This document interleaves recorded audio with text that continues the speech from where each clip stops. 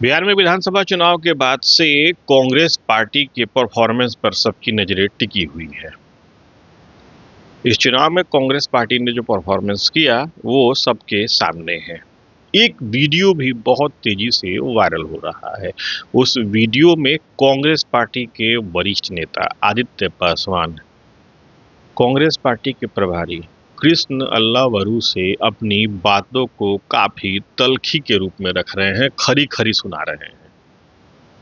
Video हालांकि पुराना है, लेकिन बात आज के संदर्भ में भी है।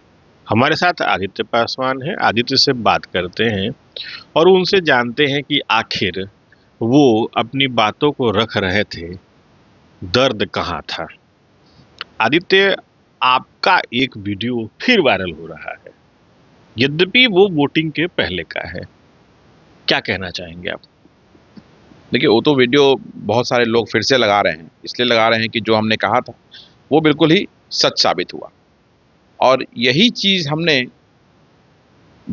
आप जो पूरे पूरे पूरे बिहार के लोगों ने, पूरे देश के लोगों ने देखा कि जो होटल मौर्या के बाहर मैंने कृष्णा अल्लावरू जी के साथ जो बातें बोला उनको, वो मैंने बंद कमरे में भी उन्हें पहले बोला था। अध्यक्ष जी को ये बोला था कि जिस तरह से आप लोग टिकट वितरण कर रहे हैं, ये पार्टी का मुहिम फेल कर जाएगा, और जो मेहनत राहुल गांधी जी बिहार में आके लगातार कर रहे हैं, वो मुहिम में असफल हो जाइएगा। तो मेरी बातों को अनसुना किया गया और हर स्तर पे इन लोगों ने टिकट में सौदेबाजी की, चाहे वो राजेश राम जी हों, कृष्णा अल्लावरू हों, विधायक दल के नेता शकील खान हों, और जितने भी सह प्रभारी हैं, सभी लोगों ने मिल करके, पप्पू यादव ने मिल करके ये मुहिम जो राहुल गांधी जी ने पिछले कुछ वर्षों में अपनी मेहनत के साथ बिहार में खड़ा किया था, और बिहार में एक माहौल बना था, बिहार में एक माहौल बना था और लगा था बिहार के दलितों को, पिछड़ों को, अति पिछड़ों को की संख्या के अनुपात से जो हिस्सेदारी देने की बात राहुल गांधी जी कर रहे हैं, वो सही में सच होता हुआ दिखाई दे रहा था लोगों को। लेकिन जब मौका आया हिस्सेदारी देने की, पहला स्टेप था ये कि आप चुनाव में जब जाएंगे, जीतेंगे, तभी तो असली हिस्सेदारी आगे मिलेगी। तो पहला स्टेप था कि चुनाव में उन सभी लोगों को जिनकी चर्चा राहुल गांधी जी लगातार करते रहे हैं, चाहे वो दलित समाज हो, पिछड़ा हो, अति पिछड़ा हो, उनको हिस्सेदारी देने की बात की थी। हमारे सवर्ण समाज को उनके संख्या के अनुपात से हिस्सेदारी देने की बात की थी, लेकिन वो बिल्कुल ही ध्वस्त कर दिया गया।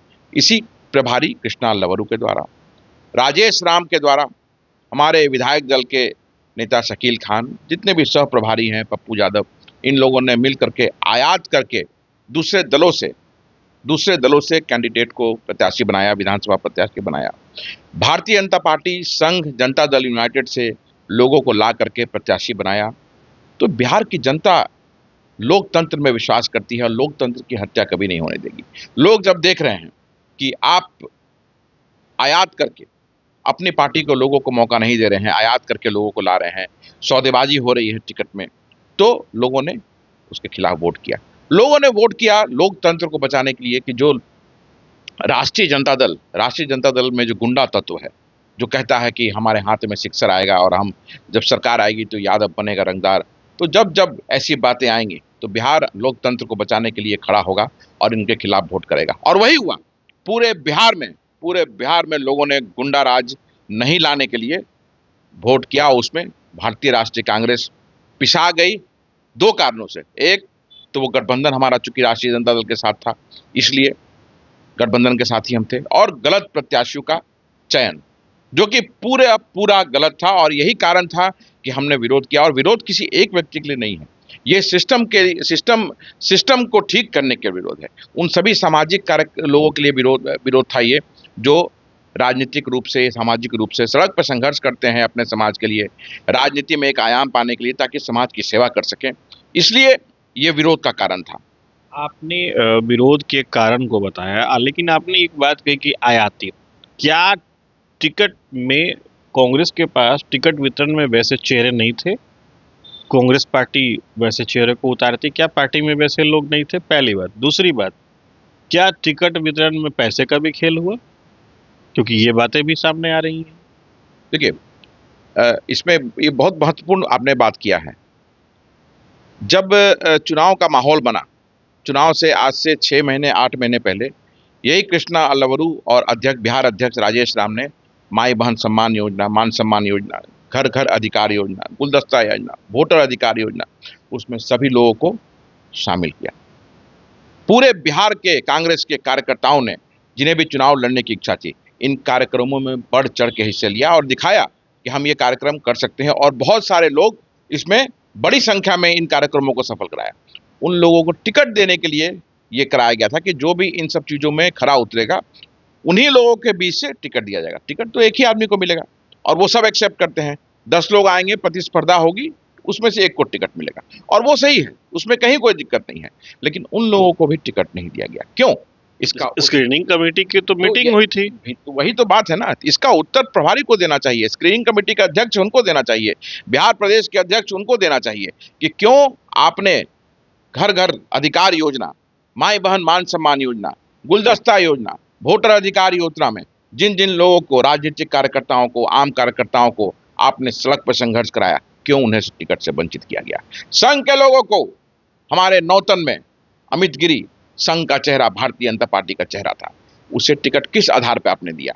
इंद्रदीप चंद्रवंशी को पटना के सीट कुमरार से, जो संघ का चेहरा, भारतीय जनता पार्टी का चेहरा है, उसे क्यों दिया गया? सोनबरसा में लोजपा से आयातित करके एक महिला को, पासवान महिला को दिया गया। क्यों दिया गया? क्या आपके पार्टी में पासवानों की कमी थी? आपके पार्टी में दलित समाज के लोगों की कमी थी? आपके पार्टी में रविदास, मल्हा, मूसर की कमी थी कि आपने आयात करके एक आदमी को दिया? बनमनखी में भाजपा के पूर्व विधायक जो पप्पू यादव की पार्टी में जुड़े हुए थे, जाप में, फिर वहां से राजद में गए, राजद से आयात करके उनको बनमनखी से लड़ाया गया। बतराहा में एक युवा लड़के को लड़ाया गया जो कि सारे दलों में जो अप्लाई किया था टिकट के लिए, कांग्रेस को उसको सफलता मिल गई। कैसे सफलता मिली? क्या कुछ आदान प्रदान हुआ था? क्या कुछ सौदेबाजी हुई थी? तो धुआं वहीं उठता है जहां आग लगा होता है। ये सौदेबाजी हुई थी, इसमें भी कोई डाउट है क्या? 100% सौदेबाजी हुई थी। टोटल वार रूम के मार्फत से, वार रूम का प्रभारी एक झारखंड का लड़का जिसकी जड़ें बिहार में हैं, उसको वार रूम का अध्यक्ष नहीं बनाना चाहिए था। जो बिहार से जिसका जुड़ाव हो, कभी वो उस स्टेट का अध्यक्ष नहीं बन सकता है। यहीं का लड़का, गया का लड़का था वो, गया में उसका पैतृक घर है। बेरमो जब अनडिवाइडेड बिहार था, वहां पे उसके पिताजी विधायक हुआ करते थे। कांग्रेस से जुड़ा हुआ लड़का है, कांग्रेस परिवार का लड़का है, लेकिन झारखंड और बिहार दोनों से उसका जुड़ाव था। उसके माध्यम से यही कृष्णा अल्लावरू ने, सह प्रभारी देवेंद्र यादव ने, इन लोगों ने मिलकर बड़े रूप में सौदेबाजी किया और बिहार की अस्मिता को, बिहार कांग्रेस की अस्मिता को, बिहार में जो संघर्ष राहुल गांधी जी ने किया, आम कार्यकर्ता के संघर्ष को, जो राजनीतिक कार्यकर्ता जिसने संघर्ष किया बिहार में, और बिहार में एक मुहिम चला और बिहार में बदलाव की लहर दिख रही थी, उस लहर को, उस मुहिम को इन लोगों ने मिलकर ध्वस्त करने का काम किया है। क्या आरजेडी से गठबंधन भी नुकसानदायक रहा? भाई नुकसानदायक तो है ही ना, बिल्कुल। जब बिहार के लोग आपके खिलाफ, राष्ट्रीय जनता दल के खिलाफ वोट कर रहे हैं, और क्यों वोट कर रहे हैं? क्योंकि उन्हें अपनी चिंता है कि जब उनकी माँ, बहनें, बहुएं, बेटियां सड़क पर जाएगी तो उन्हें कोई छेड़े नहीं। जब उनके बच्चे विद्यालयों में पढ़ने के लिए जाएं तो कोई उनका किडनैपिंग नहीं कर सके। जो उनके बच्चे काम करने के लिए बाहर निकलते हैं घर से, उनके खून से धरती को लाल नहीं किया जाए।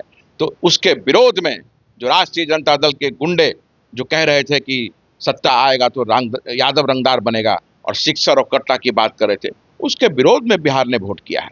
और लोकतंत्र को बचाने के लिए ये विरोध, ये लोगों ने साथ दिया है। और जब जब ऐसे लोग खड़े होंगे तो लोकतंत्र की रक्षा के लिए बिहार हमेशा से खड़ा रहा है। हम बापू के कर्म भूमि की धरती है, जेपी की कर्म भूमि की धरती है, ये वीरों की भूमि है, ये ज्ञान की धरती है। आप इसे रंगदारों की धरती को धरती में नहीं बदल सकते हैं। आप जब इसे रंगदार की धरती में बदलना चाहिएगा तो बिहार उठ खड़ा होगा लोकतंत्र की रक्षा के लिए। अभी जो चुनाव के बाद से जो परिस्थिति बनी, बहुत कम मात्रा में केवल 6 विधायक आपके चुन के आए, क्या पार्टी इन तमाम झंझावात से बाहर निकल पाएगी, रिवाइव करेगी? और अब आदित्य पासवान पार्टी के लिए क्या करेंगे?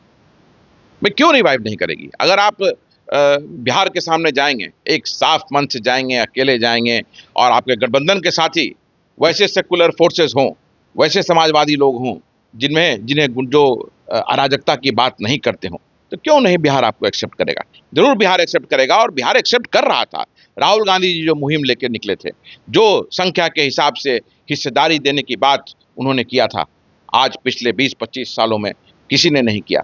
हम कायल थे उनके, और इसलिए हम उनके साथ कंधे से कंधा मिला के संघर्ष कर रहे थे और आगे भी करेंगे। तो अगर आप साफ मन से आगे बढ़ेंगे तो जरूर बिहार का आशीर्वाद मिलेगा। और हम तो कांग्रेस में हैं, बने हुए हैं, और कांग्रेस के लिए संघर्ष कल भी कर रहे थे, आज भी कर रहे हैं। कल पार्टी से अगर मेरी आवाज को पार्टी को पसंद नहीं है तो पार्टी निकाल दे, लेकिन सच तो हम बोलेंगे, बिहार के लिए जरूर बोलेंगे, अपने समाज के लिए जरूर बोलेंगे, गरीब, वंचित, दलित, पिछड़े, अति पिछड़े के लिए जरूर अपनी आवाज को हम बुलंद करेंगे। कांग्रेस पार्टी में क्या गुटबंदी भी थी? भाई ये तो गुटबंदी है, तभी तो ऐसा हो रहा है ना।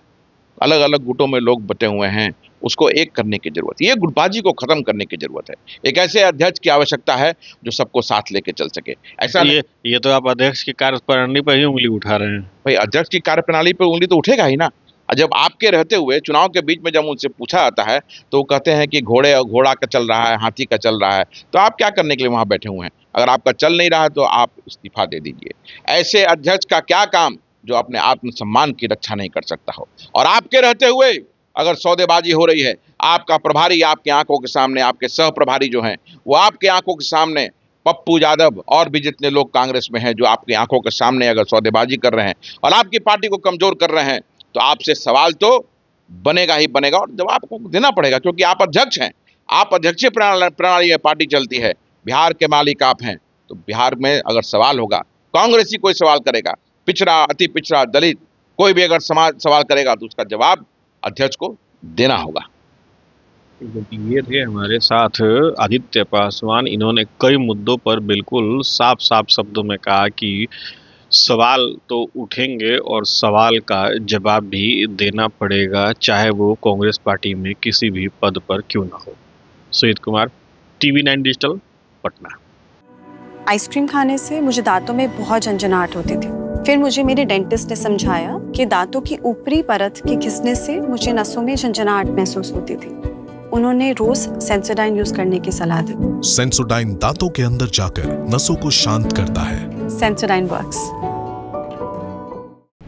Co-presented by Vimal Elaichi, Bolo Zuba Kesari.